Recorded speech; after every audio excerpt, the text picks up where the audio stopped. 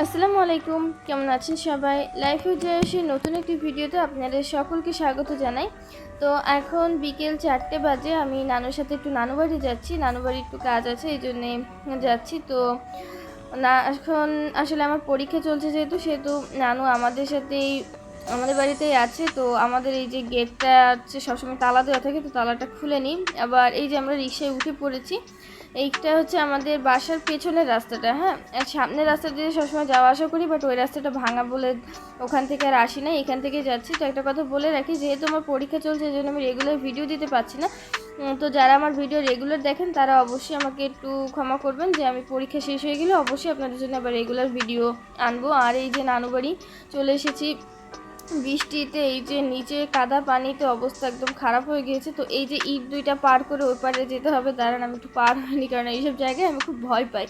আর এই যে সামনের বাড়িঘরগুলো, এখানে ছোটো নানুরা থাকে আর এখানে নানু থাকে। ওই যে লাল কালো গেট, ওইটা হচ্ছে আমার মামিদের বাসা, ওই দোতলার উপরে হচ্ছে নানুরা থাকে। তো নানু বাড়ির যে কাজ ছিল, কাজ হয়ে গিয়েছে। যখন বাসায় চলে যাচ্ছি, বাসায় এসে আগের দিন বাবা 2টা তাল এনেছিল, এই একটা তাল দিয়ে হচ্ছে এখন তালের বড়া হবে। তো এখানে 1 কাপ মতন চালের গুঁড়ো দিয়ে দিল, আর কিছুটা ময়দা হয়তো এখানে অ্যাড করতে হবে। আমি তালের বড়া খুব একটা খাই না, সেহেতু বানানোর বিষয়ে অভিজ্ঞ নই। তো এখানে নানু বেশ খানিকটা ময়দা আপনার এখন দিবে। কতটা দিল, প্রায় 1 টেবিল চামচের মতন ময়দা হয়তো দিল। আর এর মধ্যে একটু লবণ আর চিনি হচ্ছে অফ ক্যামেরায় দিয়ে দিয়েছে, কারণ আমি যখন দিয়েছে তখন ভিডিওটা কীভাবে যেন ফোন থেকে ডিলিট হয়ে গিয়েছে। তো এই যে তালের বড়ার এইবার সুন্দর করে সব কিছু মাখিয়ে নিতে হবে। আর তারপরে তেল গরম হলেই তেলে এটাকে ছেড়ে ভেজে নিতে হবে। আর এইটা যে কেমন করে ভাজে, তো আপনারা যারা অনেকেই হয়তো জানেন, অলমোস্ট সকলেই।